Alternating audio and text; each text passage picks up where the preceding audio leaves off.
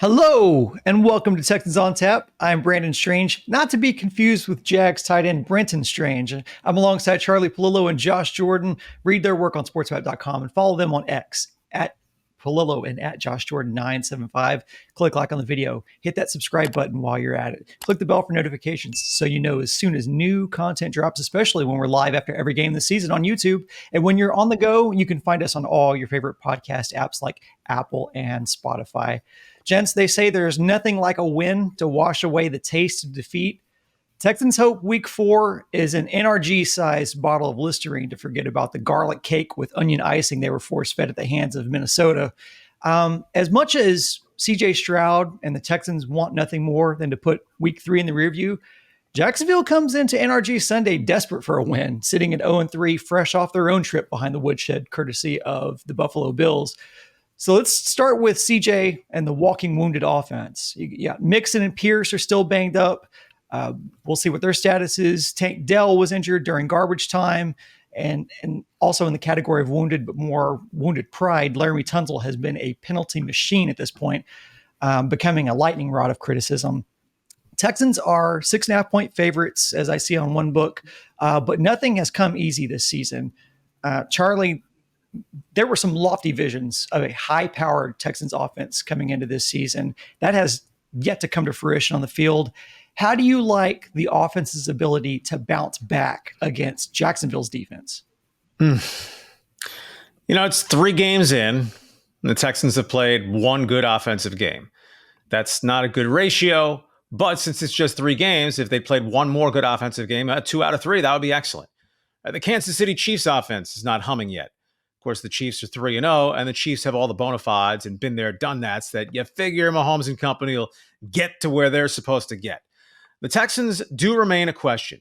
As noted at the outset of the season, obviously off all they accomplished last year and C.J. Stroud being the pivot point for making this franchise matter again, there was an overhyped component. The last 8 regular season games last season, the Texans offense put up more than 23 points one time.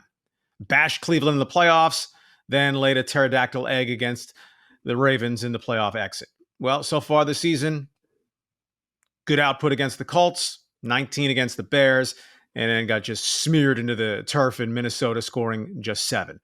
The question marks are replete. I do think it starts with that offensive line. And you mentioned the injury report. I have it as Mixon ankle, Pierce hamstring, Dell chest, Tunsil brain. And how do the Texans handle this? It's the cutting off your nose to spite your face aspect. I really think that Tunsil should have been pulled from the game for at least a series in Minnesota. But what message would he have taken from that? Would have been, wow, you must be really upset, and I need to shake myself and become a professional who pays attention to the basic rules and snap count. Or, blowout game, I'm just going to chill on the sideline and collect my $1.5 million for the week. Blake Fisher was a 2nd-round draft choice. He shouldn't be hopelessly overmatched if put in the game for one series if you're trying to slap Laramie Tunsil in the face and say, enough of this. Or DeMeco Ryans can choose to continue to poo-poo it. But 10 penalties in 3 games, 6 against Minnesota, 5 of them enforced. I mean, that's beyond unacceptable. Then there are the talent questions in the offensive line. Kenyon Green looked like Tarzan in preseason, well, as the saying goes, playing more like Jane on the field 3 games in. Shaq Mason, I don't know if it's just a sluggish start or tipping point as a little bit older player. Has he fallen off? But the grading systems say Shaq Mason's been lousy so far. Titus Howard maybe has been better than Tunsil through 3 games, but is that really lofty praise? And Juice Scruggs has played 2 of the 3 games. You hope he settles in at the center. They have no chance to have a big-time running game if the offensive line is subpar. The offensive line 3 games in is subpar. Furthermore, if you have no Joe Mixon, Cam Akers 9 carries for 21 yards in Minnesota. He can't be a heavy-duty back, right? He should be the number 2 ahead of Pierce. He got to number 1 by default with both Mixon and Pierce out. And if you have both those 2 guys out against the Jaguars, I mean, Jacksonville's a mess right now, but has been credible defensively, right? Miami only put up 20 on the Jags. Cleveland 18, and then it all went to pieces in the Buffalo game. So I don't think the Texans are going to run the ball at will against Jacksonville. And so will the passing game be what we expect this passing game to be or become? Better sooner than later, because the Bills are on the schedule for the Texans a week from Sunday. Yeah, that's going to be tough. But quickly back to the penalties there, Charlie. That disappointed me a little bit. Easy Texans fans. I love DeMeco, but nobody's perfect. It bothered me when he was asked about the penalties. It's like, hey, do you guys have analytics to where you pay attention to what ref crews are doing which games and how you prepare your players for that kind of stuff? And DeMeco was like, no, we don't have to worry about that. If we coach it up right and we coach it up right, then we don't have to worry about that. Well, doesn't seem like you coached it up right, because clearly it was a huge problem in the game, and Laramie Tunsil's been getting just killed on social media this week. And if you look at it, that was the same officiating crew from the week 1 game, the Thursday night game, where it was a big story because Ronnie Stanley was flagged 4 times for the same infraction in the first half. One they kept getting Tunsil on for not lining up properly. So to me, this is like, come on, DeMeco. In baseball, you want to know which umpire's behind the plate just to know their tendencies. Why wouldn't you want to know which ref crew is maybe focusing on certain things of the game more than others? This clearly would have benefited you if you would have sat down with the guys and said, hey, we got to watch out for this. They really called it week 1, and they'll look to do it with us. And then secondly, the Tank Dell thing kind of bothered me when DeMeco was asked about it. He's like, guys can get hurt at any time. You can't predict that stuff. Well, it's like, it was a meaningless game. It was over at that point. Davis Mills was in at quarterback. I was terrified. He was throwing up passes. I was afraid he was going to get Nico or Steph Diggs or Tank killed. At that point in the game, your quarterback's out. You're not building chemistry for next week. Tank's a smaller guy. He's shown that he's injury prone. I get it. You can't have kids' gloves on all the time, but even in the moment, I was like, what's the point of this? So that kind of bothered me. Like, are we going to continue to, get Tank banged up? Especially, I don't mind it if, guys get hurt. It's football, but don't do it in a meaningless situation. Like, make it count for something. Look, when it's 34-7 in the fourth quarter, it's essentially a preseason game at that point.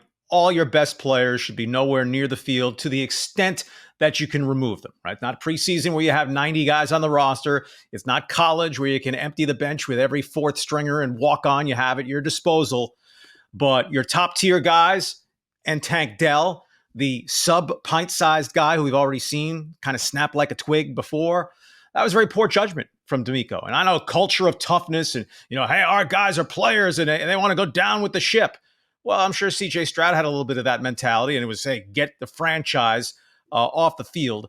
34-7 inside 5 minutes to go. You know what you do? You run the ball into the line, keep the clock moving, and get the hell out of there. Well, Davis Mills could get game reps, and, you never know. He might have to go in for an injured CJ Stroud. Look, if that happens, the Texan season's over, right? If you're needing Davis Mills, see 2022 Houston Texans. So DeMeco's overall tenure is off to a wonderful start. The whole feel-good story of a player here who went on to sue the franchise at one point, but then comes in and is a real strong coach of the year candidate. They win the division, start 2-0 this year, but he doesn't have a halo, right? DeMeco Ryans is still a young head coach who's going to make some mistakes. And in the Minnesota game, he clearly made a couple. And I'm surprised that it's even a question of accountability that we're having here, given that, DeMeco's track record and reputation, but here we are, whether it's holding Tunsil accountable for the penalties or being dismissive about, being asked about using Dell in garbage time and that decision that led to the injury, DeMeco defending it by saying guys can get hurt any time of the game. We talked about it before we hit record here. If that's the case, then why are you pulling CJ Stroud if it just doesn't matter if guys can get hurt at any time? So that rationale and being dismissive, and I understand, like, probably heat of the moment too. It's like you probably feel a little bit defensive about having to defend your decisions during the game. But I probably would have liked a different answer there. Just to like, just to acknowledge that there's a risk. Yeah, there's an inherent risk of sending those back out there, but we thought the risk reward was worth it. Not saying like, well, guys can get hurt at any time. I just think that's a poor answer. It's not hard. At that point in the game, Robert Woods and Xavier Hutchinson, you're in. Nico Collins and Tank Dell, you're out. Yeah. But I'm definitely in the. I don't want this to seem like an overreaction. Like, I definitely am a fan of DeMeco. I definitely enjoy him being a coach here. Those were a couple of things in which they seemed the answers and the actions seem a little un DeMeco-like, which I think is what sticks out to us here. Well, it's been such a fun start for him, and he hadn't been a head coach before. So he hasn't had to answer really any tough, legitimate questions. Right after the Baltimore playoff game, you got destroyed. Your thoughts? And what was there really to talk about in terms of detail, along with how are you going to handle things going forward, tactically, roster management, and so forth? So DeMeco has room to grow as a head coach, and as he grows, the Texans can grow with him. Yeah. Probably maybe say victim of their own success. Just, the bar is set so high, or expectations are so high for this team. On defense for Houston, the Texans look to keep Trevor Lawrence and Jacksonville's offense contained because it has not been good. Jacksonville has averaged 13 points a game. Lawrence has only completed 53% of his passes so far. The team has only converted for 6 of 37 on third down. Not an average, but literally just 2 third down conversions each of their first 3 games. Trevor Lawrence has shown flashes, though.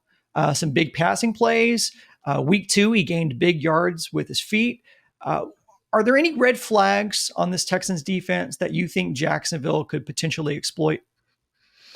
I'm not sure the Jaguars are good enough to exploit much of anything at this point, but I start with the interior of the Texans defensive line. Aaron Jones and the Vikings, better O-line, certainly, but Travis Etienne's a decent back, not as burly as Aaron Jones, but I think you test the Texans trying to run it right down their throat. I think the fall off in talent showed in the Minnesota game, going from Rankins and Collins to Edwards and Fatukasi. And not that Pro Football Focus is the be-all, end-all of grading, but the Texans' D tackles so far, not good. They each had sacks in over the first couple of games, but you know what? Interior D linemen sometimes can get sacks because they're raising holy hell and crashing and collapsing the pocket, or because you have Daniil Hunter and Will Anderson occupying multiple blockers on the outside that unless you stink, you should be able to get some interior heat sometimes. But job one for the interior D lineman is to occupy blockers, free things up for linebackers to make tackles so running backs aren't getting to the second level untouched. And, you can't give up 150 yards rushing and expect to win very often in the NFL. Charlie read my mind. It's right there with the D tackles because it's not just Pro Football Focus. It's what DeMeco came out and said too. So let's put it in perspective. Over the course of the season, the Texans D tackles, according to PFF, they're second to last. Only the Cowboys are worse this year. So it's over the course of the year. It's not just one grade or one game. And if we just do look at the Vikings game, the Texans defensive tackles, 39.5 overall grade, according to PFF, and 29.2 run grade on defense with those guys. So it's a big problem. And when DeMeco talked about it, they didn't even ask him specifically. They just said, like, what'd you think about your front seven? And DeMeco came out and said, like, the interior guys have to play better. They weren't getting any push in the middle, in the pocket there on Darnold. And that's why there were so many almost sacks with the pass rushers with Anderson. He missed a few as well. And Hunter, and his point was that the guys in the middle would have pushed the pocket up a little bit, then Darnold wouldn't have had anywhere to step up. And then the guys on the edge would have been able to come in and get him to the ground. But that just wasn't the case. So, it's something if DeMeco's coming out and saying, like, this is a problem, these guys have to play better. And this is something we anticipated being an issue coming into the season. They didn't focus on the interior guys as much. And we're starting to see it be an issue, especially against the run. And that's that matchup you asked about, Brandon. The Jags, I think, with ETN are going to be able to run the ball this week. You mentioned Trevor Lawrence. I don't see it in him. He's still a young enough guy to evolve, but the Jaguars, I guess every team that has a quarterback who can jog and chew gum at the same time, if he's coming up on the end of his rookie contract, you have to give him $50 million per year. I don't think Trevor Lawrence warrants that money. He's not a tremendously accurate thrower of the football. For the big strapping guy from when he walked onto the campus at Clemson, the physical prototype. I mean, it's not like he has a pop gun arm, but I don't think he has this rifle who just makes every throw at the elite level. Now, they have O-line issues.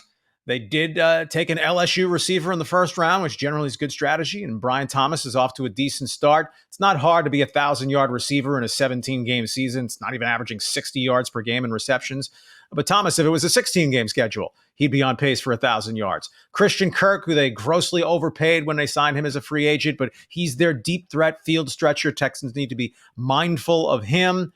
But I go back to the Jacksonville's offense. The production has just been crappy 3 games in a row. 2 of the 3 games, they haven't managed 270 yards of offense. If the Texans defense doesn't look good in this game, one would expect the Bills to come in and tear it apart. You're right, Charlie. They do have those guys with Christian Kirk and Thomas Jr. that they can run, which is a little concerning. If we look at what the Texans secondary did last week, Kamari Lassiter did not have a good game. 54.5 coverage grade. There were 4 open targets where somebody was open and he just happened to be the closest guy to him. Jalen Petrie struggled in a similar way. 33.4 coverage grade. There were 5 open targets where he was the closest defender. So these Jags receivers can run. It's going to be, can Trevor Lawrence, can he get the ball to him on time and make some big plays? One thing going for the Texans is they've generated the 9th most pressure this year in the NFL at 39.4%. So hopefully this week, pass rush can speed up Trevor Lawrence and lead to a win for the Texans. Yeah. And if Sam Darnold has taught us anything, it's that sometimes the right system can make a quarterback look completely different. Again, Lawrence hasn't done it consistently, to your point, Charlie, but he has shown flashes. And so I don't think I'm ready just yet to call what he is at the pro level. It could just be a factor of him being in a system that's just not conducive to what he does. But he's not going to be changing systems before the Texans see him. So that does play in Houston's favor. Before we get into final predictions, give me some X factors that you're looking for in this matchup and final overall thoughts for Jags Texans. I mean, I expect the Texans to bring it, right? It was an abominable performance, but hey, maybe Minnesota's going to turn out to be 13-4 and a real Super Bowl contender in the NFC. And you look back and go, okay, getting absolutely trashed there. That was a bad game, but a little context, especially in the rearview mirror. Jacksonville, the Jaguars mentality, I'm curious. They're close to where they could enter spit the bit territory. Doug Peterson, the head coach. Remember, beyond the midpoint of last season, the Jaguars came to NRG Stadium, beat the Texans to go to 8-3 in absolute command of the AFC South, and they completely fall apart from there. They win one more game, and I don't know if it's a hangover from that or other talent issues, but the Jaguars appear to be the team that's fallen and certainly hasn't gotten up. Can they get up? The cornered animal can be the most dangerous. Well, not if the cornered animal is just torn up and waiting to die. So especially if the Texans can get on top early. Tunsil, remember the snap count. And Josh Hines-Allen is an elite pass rusher coming from the edge. We'll see where the Jaguars move him around. But Jacksonville, while a horrible 0-3 and recency bias, 47-10, they led at Miami 14-0, right? They lost to Cleveland in a 1-score game. The Browns do have an elite defense. The Jaguars scored only 13 points. Well, not like a lot of teams are going to put 30 up on the Browns. Jacksonville, this is it, right? The Jaguars lose this game to go 0-4 and 3 games behind the Texans. The season's about over. Granted, the additional wild card was added in each conference in 2020, so this is the 5th season of it. But only one team in NFL history has made the playoffs from an 0-4 start. I would deem it highly unlikely the Jaguars would be the second. So I think their season, the viability of their season rides on this game. Do they come in here and play like it? That's my wild card. Yeah, I have a couple here. Evan Ingram, their tight end, he's been dealing with a hamstring injury so far this year. He missed practice again on Wednesday.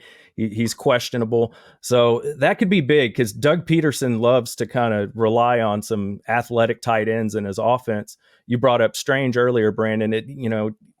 Ingram's the guy that they paid a lot of money. He's really explosive. So the Texans kind of dodge a bullet here if he's unable to go again this week. And then kind of my big, yay, this is exciting. I think this could be a big game for Nico Collins. And while the Texans haven't gotten off and played extremely well in offense every game this year, Nico Collins has been pretty fantastic overall. And this matchup is actually great for him because the Jags lead the league in man and press coverage.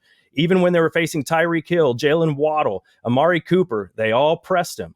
So you have to think, are they going to press Nico too? And I bring that up. Why is that? Nico is the best wide receiver, according to the metrics here. He's the best receiver in the NFL versus man and versus press coverage. He's at over 20% on first downs per route run.